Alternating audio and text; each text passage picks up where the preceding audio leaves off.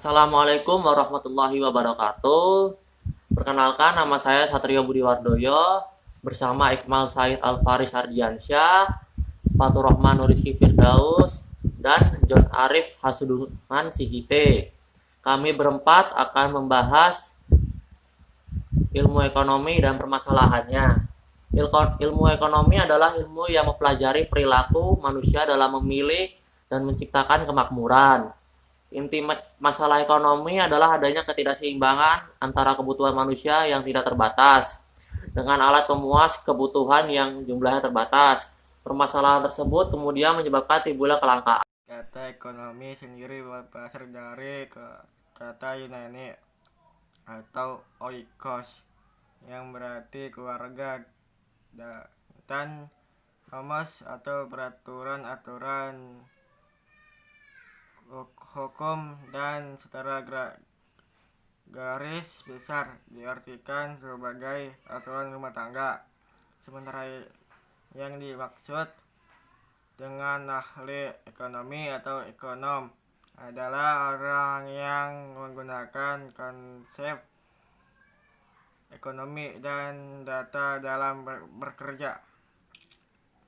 Secara umum, subjek dalam ekonomi dapat dibagi dengan beberapa cara. Yang paling terkenal adalah mikroekonomi versus makroekonomi.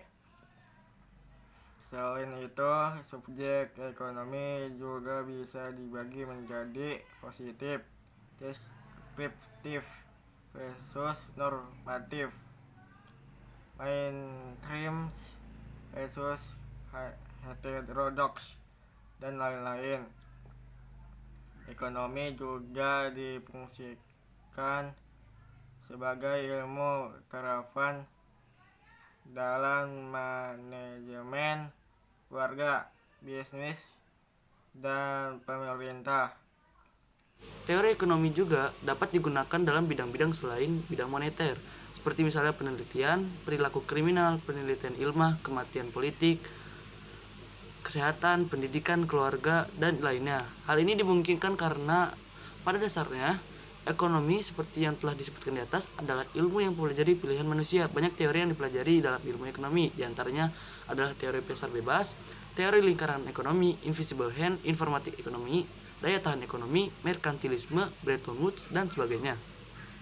Ada sebuah peningkatan tren untuk mengaplikasikan ide dan metode ekonomi dalam konteks yang lebih luas. Fokus analisis ekonomi adalah pembuatan keputusan dalam berbagai bidang, di mana orang dihadapi pada pilihan-pilihan misalnya bidang. Dalam artikel-artikelnya ia menerangkan bahwa ekonomi seharusnya tidak ditegaskan sebagai pendekatan untuk menerangkan perilaku manusia. Pendapat ini kadang-kadang digambarkan sebagai ekonomi imperialisasi oleh beberapa kritikus. Banyak ahli ekonomi mainstream merasa bahwa kombinasi antara teori dengan data yang ada sudah cukup untuk membuat kita mengerti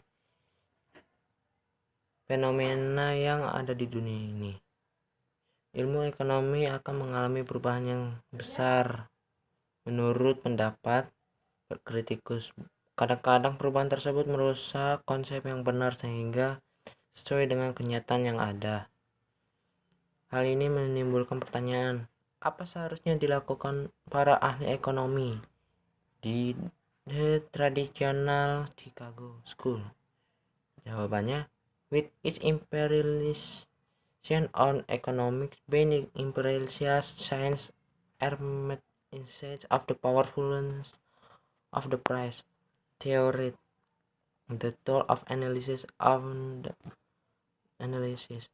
On the other hand, some economic theories have formed the view that the consistent economic theory may be useful even at present not the real the world. Sekian itu dari saya.